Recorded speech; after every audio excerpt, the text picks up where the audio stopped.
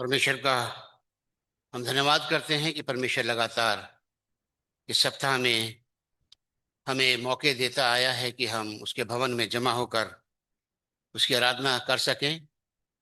और हम जानते हैं कि ये दिन किसी भी मसीही समाज के लिए, मसीही व्यक्ति के लिए, कलीसियाओं के लिए बहुत ही महत्वपूर्ण दिन होते हैं, क्योंकि ये हमें याद दिलाते हैं कि हमारे छुटकारे के लिए, हमारे उद्धार के लिए एक बहुत बड़ी कीमत चुकाई गई है, बहुत बड़ा दाम दिया गया है, ताकि हम जो अंधकार में जी रहे थे, अंधकार को तज कर रोशनी में आ सकें, अनंत काल की मृत्यु से बचकर अनंत काल के जीवन में प्रवेश कर सकें।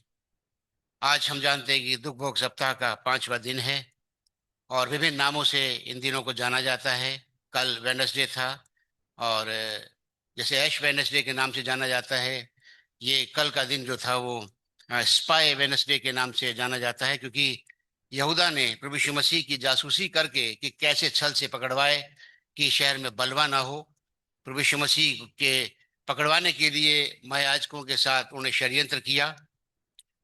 और आज का दिन ये वो दिन है जबकि प्रभु यीशु मसीह अपने चेलों के साथ आखिरी फसह में शामिल हैं, आखिरी फसह खा रहे हैं, क्योंकि कल का दिन जो आने वाला है, कल के दिन उसे क्रूसीफाई किया जाएगा। और आज का दिन भी मॉन्डी थर्सडे कहलाता है। और मॉन्डी एक लैटिन वर्ड का ट्रांसलेशन है। जो लैटिन वर्ड है वो है मैंडेटुम, और उसका अर्थ होता है कमांड, मैंडेट, ऑर्डर, ऑर्डिनेंस जो दिया जाता है। और यहाँ पर हम जो अध्याय हमने पढ़ा है, इसके पूरा ये अध्याय पढ़े क्योंकि समय नहीं था इसलिए पढ़ा नहीं है। यहाँ पर प्रभु यीशु मसीह अपने चेलों को एक नई आदेश और नई आज्ञा देते हैं। और यदि हम यौन इसका 34 और 35वां पद यदि पढ़े इसी अध्याय का, तो वहाँ लिखा हुआ है कि मैं तुम्हें एक नई आज्ञा देता हूं कि एक दूसरे से प्रेम रखो। जैसा मैंने तुमसे प्रेम रखा है वैसे ही तुम भी एक दूसरे से प्रेम रखो। यदि आपस में प्रेम रखोगे तो इसी से सब लोग जानेंगे कि तुम मेरे शिष्य हो। और मेरे मित्रों, हम जानते हैं कि प्रभु यीशु मसीह ने हमसे कितना प्रेम किया। किसी ने कहा है, don't preach what you don't practice. कभी किसी को सलाह मत दो, किसी को प्रीच मत करो जो आप खुद नहीं कर सकते हैं। और प्रभु यीशु मसीह ने एक प्रैक्टिकल रूप में इसको करके दिखाया कि वो आज्ञा जो प्रभु यीशु मसीह देने वाला था, उसको स्वयं अपने जीवन में वो अमल करके एक नमूना अपने चेलों को दिखाना चाहता था। और हम जानते हैं कि ये फसह का समय था और प्राचीन काल में ये यहूदियों में परंपरा थी कि जब किसी घर में भोज होता था या किसी घर में आते थे, तो क्योंकि सड़कें उबड़ खाबड़ होती थी और वहां पर अंदर आने से पहले हाथ और पैरों को धोना जरूरी होता था। गलील के काना में हम देखें 6 मटके रखे हुए थे जो इसी काम के लिए रखे थे कि लोगों को के पैर धोए जाएं। और ये काम जो करता था, पैर धुलाने का काम जो करता था, घर में जितने भी नौकर होते थे उन सबसे निचले दर्जे का जो नौकर होता था उसको ये काम दिया जाता था कि मेहमानों के वो पैर धुलाए।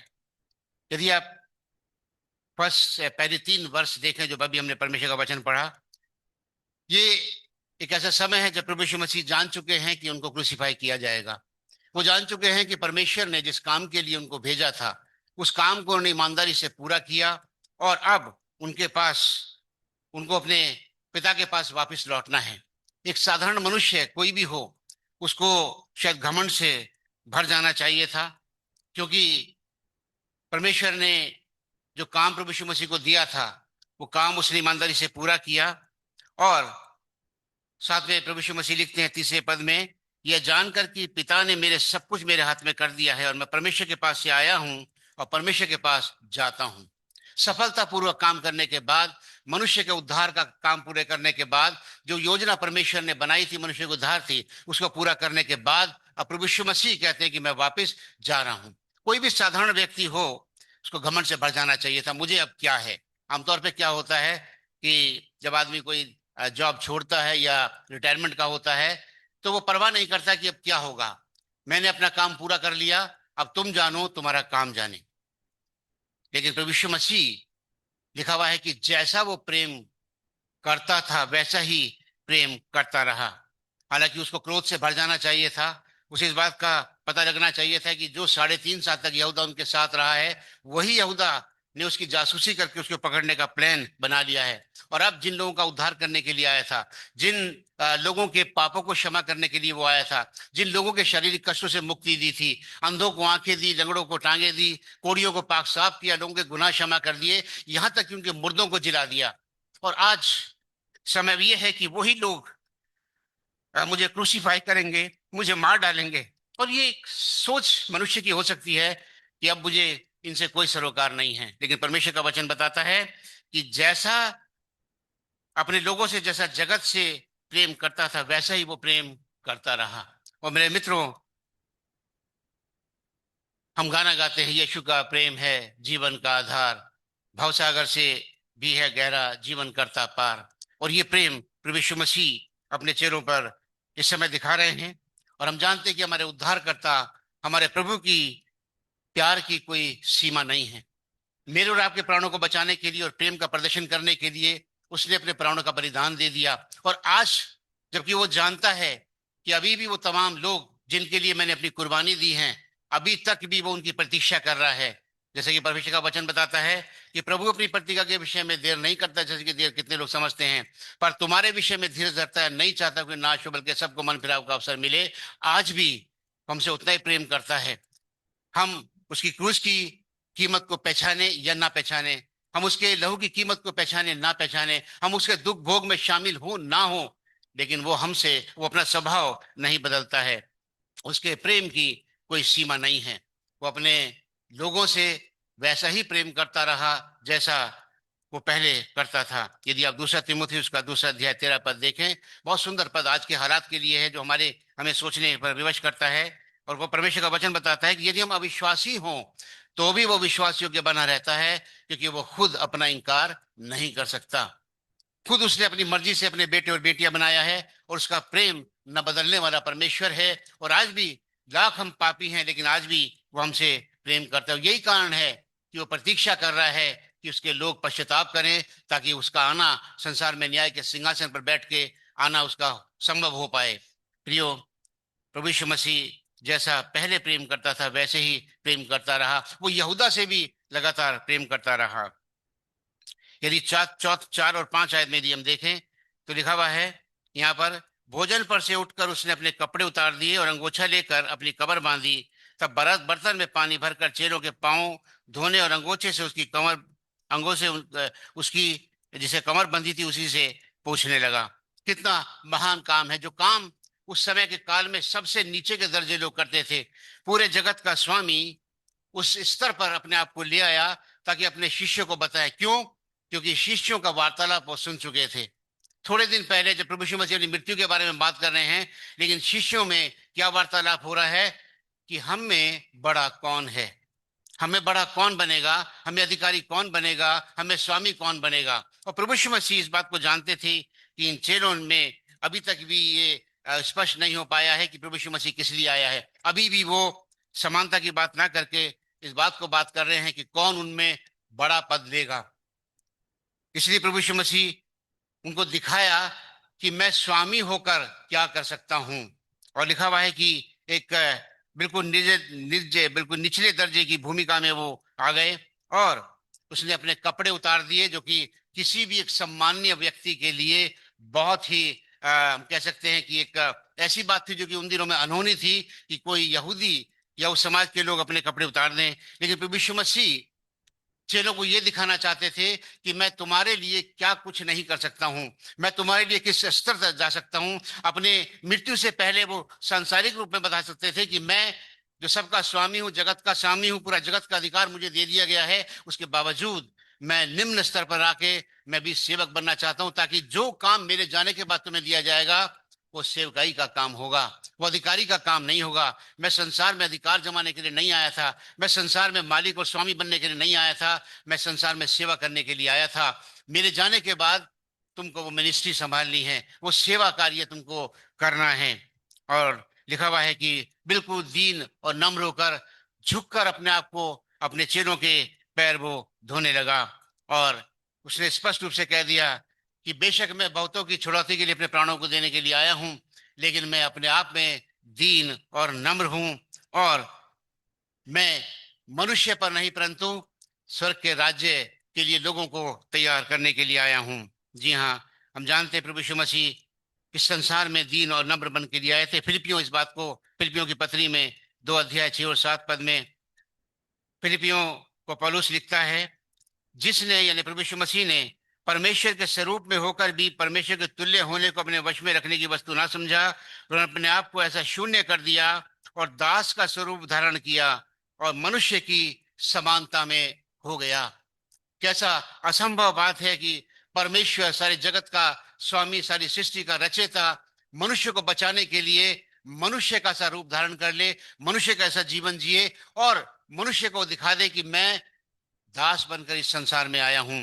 मेरे मित्रों, प्रभु यीशु मसीह ने सावधान किया कि मैं उन लोगों की तरह नहीं हूं जिनकी शिक्षा तुम प्राप्त कर रहे हो। अपने चेलों को और तमाम लोगों को सावधान किया कि तुम उनकी तरह नहीं बनना जो केवल ऑर्डर देते हैं, केवल तुमको आदेश देते हैं और खुद कुछ नहीं करना चाहते। और वो अपने चेलों से यदि हम देखें लूका जी सुसमाचार उसका 23वां अध्याय, सॉरी 22वां अध्याय,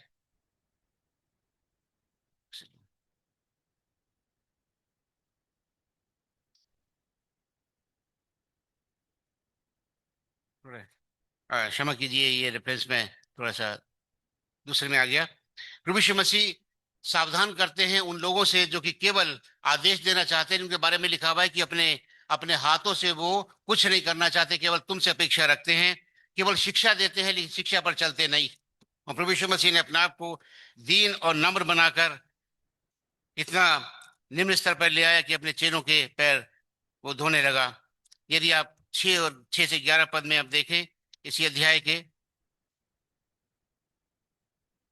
प्रभु यीशु मसीह बहुत अच्छी तरीके से पतरस के स्वभाव को जानते थे, और जब पतरस के पास पैर धोने के लिए वो पहुंचे, तो पतरस का जो जवाब था वो था, वह शमौन पतरस के पास आया, तब पतरस ने कहा, हे प्रभु, क्या तू मेरे भी पांव धोता है? यीशु ने उसको उत्तर दिया, जो मैं करता हूं उसे तू अभी नहीं जानता, परंतु इसके बाद समझेगा।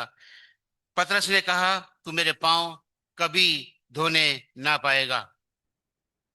पतरस हम जानते हैं कि बहुत ही उतावलेपन का शिकार था, और वो हर काम में उतावलापन करता था।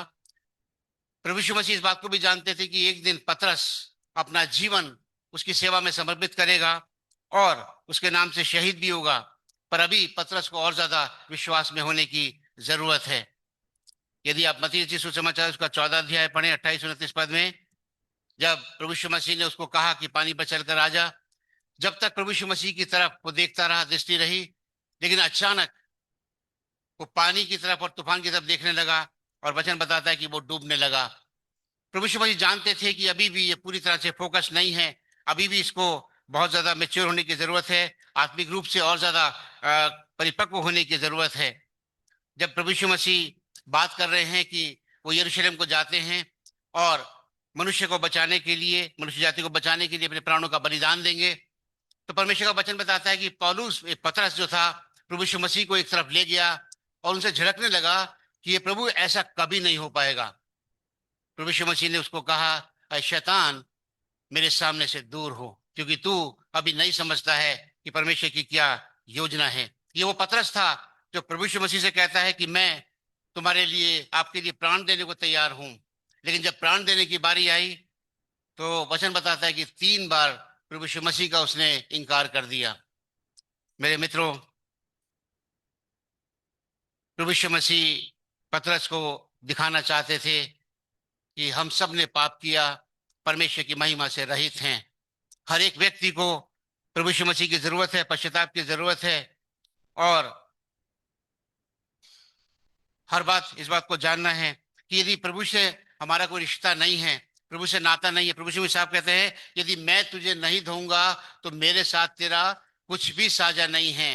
यदि तू अपनी राइचियसनेस पे भरोसा रखता है, यदि तू अपने विश्वास पे भरोसा रखता है, और तू इस बात को नहीं जानता कि मुझे तेरे साथ क्या करना है, या मुझे तुझे धोना है, मुझे तुझे एक नई शक्ति और सामर्थ को देना है, तो तेरा मेरे साथ कुछ भी साझा नहीं है और तू मेरी योजना से वंचित हो जाएगा। मेरे मित्रों, कई बार हम हमारी धार्मिकता शायद हमें सोचती है कि हम बहुत कुछ कर रहे हैं। हमारा बहुत दान देना शायद हम सोचते हैं कि हमारे लिए बहुत ज्यादा धार्मिक काम है। हमारा पद, हमारी सेवाएं शायद कई बार होती हैं। लेकिन मेरे मित्रों, याद रखें कि ये तमाम चीजें परमेश्वर की सेवा तो हो सकती हैं, लेकिन इस बात को सुनिश्चित नहीं कर सकती कि हमारा जीवन परमेश्वर की निकटता में गहन योग्य ठहरेगा, हमारा नाम जीवन की पुस्तक में लिखा पाया जाएगा, या परमेश्वर के राज्य में हमको स्थान मिलेगा। उसके लिए जरूरी है कि हम अपने आप को धोकर शुद्ध और पवित्र करें। याद करें उस मंजर को जो कि प्रकाशित वाक्य के 7वें अध्याय में लिखा हुआ है। वहां लिखा हुआ है कि तब मैंने देखा कि एक बहुत बड़ी भीड़ हाथ में खजूर की डालियां लिए हुए मेमने के सिंहासन के सामने मेमने का जय जयकार कर रही हैं। और किसी ने पूछा प्राचीनों में से कि ये कौन है, ये श्वेत वस्त्र धारण कर ये व्यक्ति कौन है। उनको बताया गया ये वो लोग हैं जो बड़े क्लेश से निकल कर आए हैं, और इन्होंने मेमने के लहू में अपने वस्त्रों को धोकर शुद्ध किया है, और इसी कारण से इनको ये मौका मिला है कि ये मेमने के सिंहासन के सामने खड़े हैं। मेरे मित्रों, हम सबको, पतरस को जरूरत थी इस बात की, प्रभु यीशु मसीह उसे धोकर शुद्ध और पवित्र बनाए और उसको बताए कि तुझे आगे जीवन में क्या करना है। आज हम सबको, हम कल गुड फ्राइडे मनाएंगे, हम इस बात को याद करेंगे प्रभु यीशु मसीह लगातार 6 घंटे सलीब पर लटके रहे। हम इस बात को भी मानेंगे कि प्रभु यीशु मसीह का लहू हमारे लिए बहाया गया। हम इस बात को भी मानेंगे कि हमारा उसका बदन हमारे लिए तोड़ा गया। लेकिन क्या, जब हम आत्मचिंतन करते हैं, तो क्या हमारी जो विवेक है, हमारी जो कॉन्शियस है, हमारी आत्मा हमको बताती है कि हमने अपने वस्त्रों को लहू में धोकर शुद्ध और पवित्र कर लिया है? क्या हम उसके राज्य में जाने के योग्य बन पाए हैं? क्या हमारा व्यवहार उसके अनुकूल है? क्या उसकी अपेक्षाओं पर हम खरे उतरे हैं? मेरे मित्रों, बहुत गंभीरता से सोचने की आवश्यकता है। पैशन वीक आते हैं, चले जाते हैं, गुड फ्राइडे आता है, चला जाता है, ईस्टर मनाएंगे, चला जाएगा 1 साल तक के लिए, फिर नेक्स्ट संडे, नेक्स्ट ईयर फिर आएगा। इस बीच हमारा जीवन क्या होता है? क्या हम जो कर रहे हैं वो बहुत है, या अभी भी हमें जरूरत है? जैसे प्रभु यीशु मसीह ने कहा, यदि मैं तुझे ना धोऊं तो तेरे साथ मेरा कुछ भी साझा नहीं है। मेरे मित्रों, हम सबको बड़े सावधानी से रहने की जरूरत है, क्योंकि प्रभु यीशु मसीह उन्हीं लोगों में से कह रहा है कि तू सब के सब एक को छोड़कर सबके शुद्ध हो, लेकिन एक व्यक्ति तुम्हारे अंदर शुद्ध नहीं है।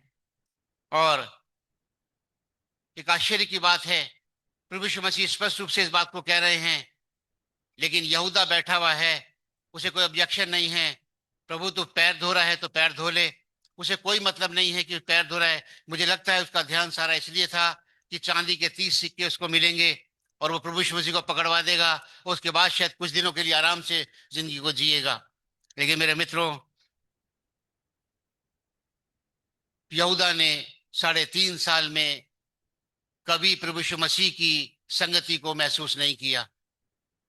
3.5 साल तक लगातार प्रभु की संगति में रहा, लेकिन फिजिकली रहा, लेकिन मुझे लगता है कि ना मानसिक रूप से ना आत्मिक रूप से वो प्रभु के साथ था।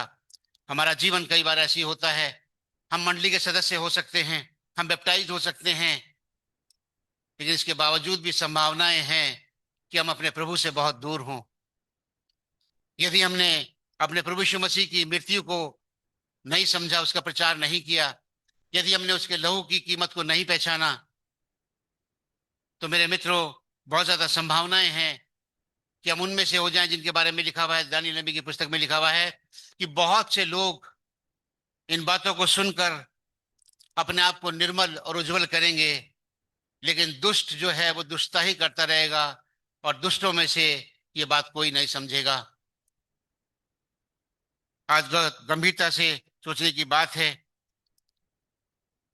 हम कहाँ हैं? हमारे जीवन में ये पैशन वीक कितना बदलाव लेकर आया है? प्रभु यीशु मसीह समय बिल्कुल आखिरी समय पर हैं, अपने लोगों के साथ फंसे खाने पर हैं, लेकिन उससे पहले वो एक नई आज्ञा दे रहे हैं, एक नया कमांडमेंट दे रहे हैं कि आपको ये करना है। और न केवल वो कमांडमेंट दे रहे हैं, बल्कि करके दिखा रहे हैं अपने आप को दीन और नम्र बना के कि वो कितना अपने लोगों से प्रेम करते हैं। मेरे मित्रों, आज गंभीरता से अपने जीवन पर विचार करने की आवश्यकता है। कल जब हम गुड फ्राइडे में आएंगे तो क्या हम उस तकलीफ और उस दर्द को महसूस करेंगे जो प्रभु यीशु मसीह ने हमारे लिए सहा। बेगुनाह निष्कलंक मेमना 3.5 साल तक सेवा करता रहा, और उसके बाद परिणाम क्या हुआ कि जिन लोगों के लिए आया उन लोगों ने उसे एक्सेप्ट नहीं किया, बल्कि उन्हीं लोगों ने उसे क्रूस पर चढ़ा दिया। क्या हम उसके दर्द को महसूस करेंगे, उस पीड़ा को महसूस करेंगे जो 6 घंटे उसने सही? और यदि महसूस करेंगे मेरे मित्रों, तो परमेश्वर हमसे अपेक्षा करता है कि हम उसके आने के उद्देश्य को भी समझें। हमारा जीवन में कितना बदलाव आएगा, कितना नहीं आएगा, ये व्यक्तिगत प्रश्न है। यहूदा के जीवन में कोई परिवर्तन नहीं आया, बल्कि वो दुष्ट से दुष्टता की तरफ बढ़ता चला गया।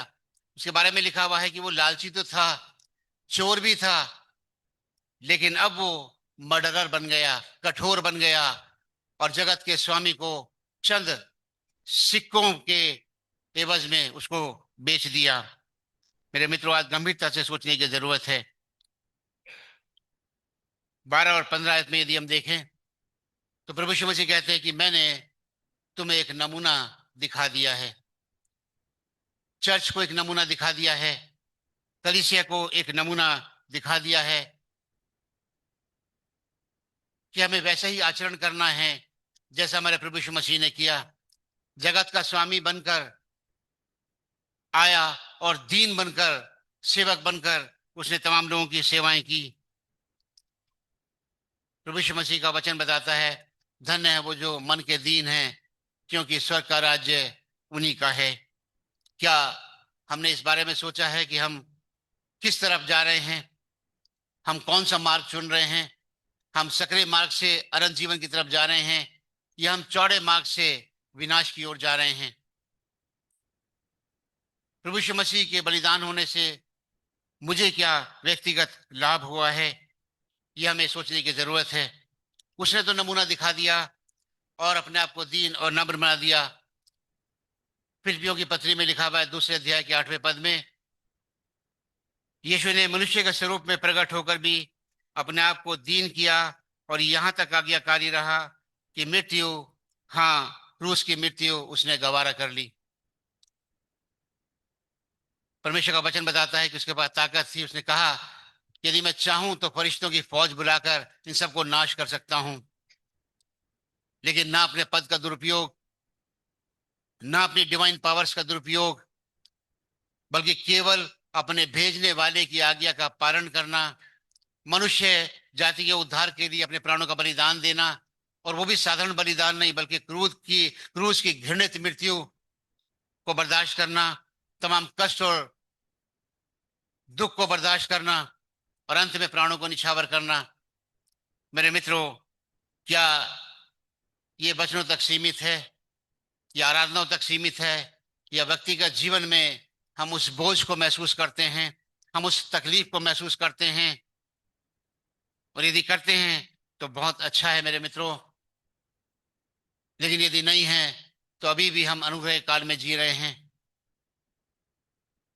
परमेश्वर हमेशा हमसे बदलाव की अपेक्षा करता है। अगर हमारे पर्व केवल नाम के पर्व हैं तो वो कहता है कि मैं तुम्हारे पर्वों से बैर रखता हूं। कौन चाहता है कि तुम मेरे आंगनों को अपने पांवों से रौंदो?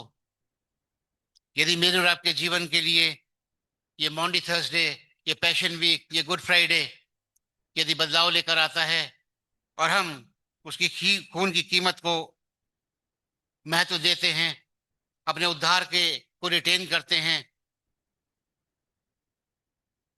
तब हमारा जीवन एक सफल जीवन होकर अपने परमेश्वर की अपेक्षाओं पर हम खरे उतर सकते हैं। प्रभु यीशु मसीह ने जो एक आज्ञा दी, साथ में एक नई कवेनेंट भी उसने रखी, और हम जानते हैं कि वो था प्रभु भोज। उसने आखिरी फसह में अपने लोगों के साथ संगति की, नमूना दिखाया, और केवल नमूना नहीं दिखाया बल्कि उनको बताया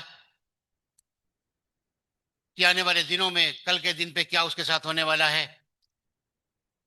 और एक नई कवेनेंट उन्होंने मेरे और आपके लिए की। यदि हम लूका जी सुसमाचार के 22वें अध्याय में देखें, वहां लिखा हुआ है, मैं उसको पढ़ देता हूं, आज के लिए बहुत ही महत्वपूर्ण है, क्योंकि जब घड़ी आ पहुंची तो वह प्रेरितों के साथ भोजन करने के लिए बैठा, और उसने कहा, मुझे बड़ी लालसा थी कि दुख भोगने से पहले मैं तुम्हारे साथ फसह खाऊं, क्योंकि मैं तुमसे कहता हूं कि जब तक वह परमेश्वर के राज्य में पूरा ना हो, तब तक उसे मैं कभी ना खाऊंगा। और फिर उसने कटोरा लेकर धन्यवाद किया और कहा, इसे आपस में बांट लो, क्योंकि मैं तुमसे कहता हूं कि जब तक परमेश्वर का राज्य ना आए, तब तक मैं दास का रस कभी ना पीऊंगा। फिर उसने रोटी ली और धन्यवाद करके तोड़ी और कहा, यह मेरी देह है जो तुम्हारे लिए दी जाती है, मेरे स्मरण के लिए यही किया करो। और इसी रीति से उसने भोजन के बाद कटोरा भी ये कहते हुए दिया, यह कटोरा मेरे उस लहू में जो तुम्हारे लिए बहाया जाता है, एक नई वाचा है। और आज जबकि प्रभु यीशु मसीह ने अपने चेलों के सामने दिखा दिया कि जो उसने कहा था वो पूरा आज वो कर रहा है।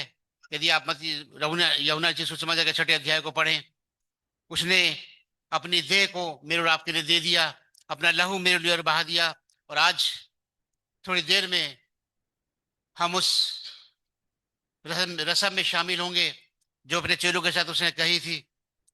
लेकिन क्या मेरे मित्रों, हम इसके लिए अपने आप को पाते हैं कि हम इसमें इसको ग्रहण करने के योग्य हैं? क्या हम अपने आप को जवाब दे सकते हैं कि हमारे प्रभु यीशु मसीह ने जो बलिदान हमको दिया, उसका व्यक्तिगत लाभ मुझे हुआ? जो लहू उसने बहाया, उसका व्यक्तिगत लाभ मुझे हुआ? उसका बदन तोड़ा गया, क्या मैंने आत्मिक चंगाई पाई? ये तमाम सवालों के जवाब प्रभु भोज में जाने से पहले हमें से हर एक को देने हैं। साल में हम 52 बार प्रभु भोज लेते हैं, लेकिन क्या केवल ये एक रस्म है, या सचमुच में हम उस कुर्बानी को याद करते हैं, उस पीड़ा को याद करते हैं जो प्रभु यीशु मसीह ने हमारे लिए सही? और ये याद करते हैं तो क्या जो उसने आदेश दिया हम उसका पालन करते हैं? उसने कहा, मैं तुम्हें एक नई आज्ञा देता हूं, एक दूसरे से प्रेम रखो। जैसा मैंने तुमसे प्रेम रखा है, वैसे ही तुम एक दूसरे से प्रेम रखो। और यदि आपस में प्रेम रखोगे तो इसी से सब जानेंगे कि तुम मेरे चेले हो। आज बहुत गंभीरता से सोचने की जरूरत है। ये नई कमांडमेंट, नया मैंडेट प्रभु यीशु मसीह ने दिया, और नई कवेनेंट जिसमें आज हम शिरकत हासिल करेंगे, क्या ये केवल एक रस्म है, या परमेश्वर का वचन हमसे बातचीत करता है, हमारे मनों के जांचता है, हमें आत्मचिंतन करने पर विवेश करता है कि हम अपने परमेश्वर की, अपने उद्धारकर्ता की अपेक्षा पर खरे उतर पाए हैं या नहीं हैं? मेरे मित्रों, परमेश्वर का प्रेम लगातार जारी है, हम उसके अनुग्रह में जी रहे हैं, और जब तक वो अनुग्रह है तब तक हम अनुग्रह का लाभ उठा सकते हैं। यहूदा ने जो गलती की, प्रभु यीशु मसीह को पकड़वाया, लेकिन उसके बाद कोई पश्चाताप नहीं किया। वो पाप में पैदा हुआ, पाप में जीवन को व्यतीत किया, और पाप में ही मर गया। लेकिन परमेश्वर हमसे अपेक्षा करता है, बेशक हम पापी पैदा हुए हैं, हम सब ने पाप किया, परमेश्वर की महिमा से रहित हैं, लेकिन हमारा दयालु परमेश्वर सदा अपने राज्य में लेने के लिए हमको तैयार है। आज भी वो कहता है, आज भी वो हमें निमंत्रण देता है कि मेरे पिता के घर में रहने के बहुत से मकान हैं, उसके लिए अपने आप को हम तैयार करें।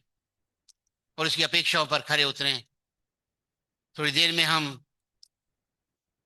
तो भोज में शामिल होंगे, लेकिन उससे पहले अपने आप को जांचने और परखने की जरूरत है। इस बात को जानना है कि ये रस्म नहीं है, ये उस याद में है, उस कुर्बानी की याद में जो समर्थ मनुष्य जाति के लिए की गई, मेरे लिए की गई, आप सबके लिए की गई। बहुत संजीदगी के साथ हम उसमें भाग लेंगे, लेकिन कोशिश करें कि अपने परमेश्वर की, अपने प्रभु जी, उद्धारकर्ता प्रभु यीशु मसीह के अपेक्षाओं पर हम खरे उतरे और वैसे ही जीवन जिए जैसा भी हमसे अपेक्षा करता है। वो कहता है कि तुम्हारा उजाला मनुष्य के सामने चमके, ताकि वो तुम्हारे भले कामों को देखकर तुम्हारे पिता के जो स्वर्ग में है बड़ाई करें। और ये है प्रैक्टिकल मसीही लाइफ जिसकी अपेक्षा हमारा प्रभु हमसे करता है। परमेश्वर हम सबको बहुत आशीष दे।